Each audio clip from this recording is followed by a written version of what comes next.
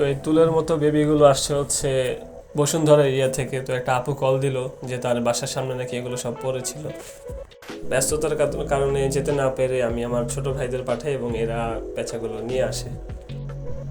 এখানে মোট 6টা আছে, বাট কয়েকটা সাইজ এতটাই ছোট যে হয়তো 2 সপ্তাহ বা 1 সপ্তাহের বেবি এরা।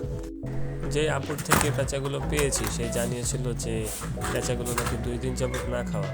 তাই আমি আনার পর আর দেরি করিনি, আমি সাথে সাথে ওদের খাইয়ে দিয়েছিলাম।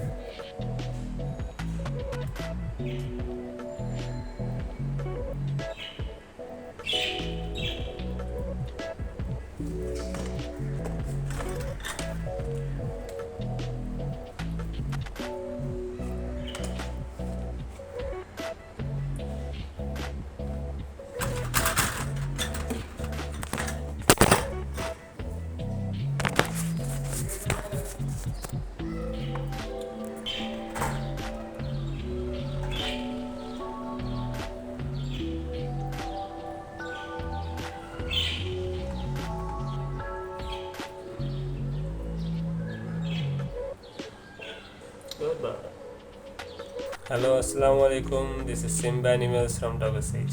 মানে শীতকালে হচ্ছে ব্রিডিং সিজন পেঁচাদের। তো এর মাঝখানে অনেক পেঁচা ডিম দেয় বিভিন্ন এরিয়াতে। এই পেঁচাগুলো হচ্ছে পাওয়া যায়। তো এই শীতকাল মৌসুমটা পেঁচার বাচ্চাগুলো আসে এবং বিভিন্ন দুর্ঘটনার কবলে পড়ে, হয়তো আহত নয়তো বাচ্চা বেবি অবস্থায়। তো লোকজন তখন ডগ সেজের মাধ্যমে আমাকে কল করে। তো প্রতিটা শীতকালে আমার এমন কাজ থাকে। ফর দ্য ফার্স্ট টাইম আমি যেটা পেয়েছি সেটা হচ্ছে 6টা বাচ্চা একই সাথে। এই পেঁচাগুলো আসছে হচ্ছে বসুন্ধরা থেকে। তো চলুন দেখা যাক ওদেরকে। বডিটা পুরে তোলার মতো। তো যাই হোক, ওদেরকে চলুন খাওয়ানো যাক। কমেন্টে অনেকেই জিজ্ঞেস করেন যে পেঁচাগুলোকে কি খাওয়ান। পেঁচা যখন ন্যাচারালি থাকে তখন হয়তো ওরা ইঁদুর খায়, বাট বাসার মধ্যে তো আর ইঁদুর পাওয়া যায় না নর্মালি।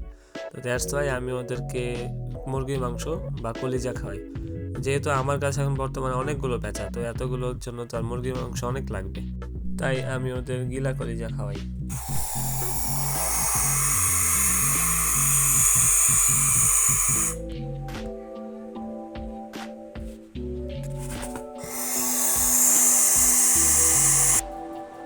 আয় আয়, এই যে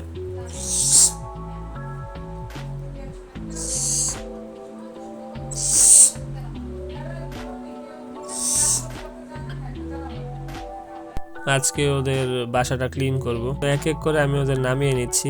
এমনি তো দেখবো যে ওদের body structure and other things ঠিক আছে কিনা। বাচ্চাগুলোকে ফার্স্টের দিন খুব জোর করে খাওয়ানো লেগেছিল, কিন্তু পরের দিন থেকে ওরা শিখে নিয়েছিল যে কিভাবে কমিউনিকেট করে খেতে হয়।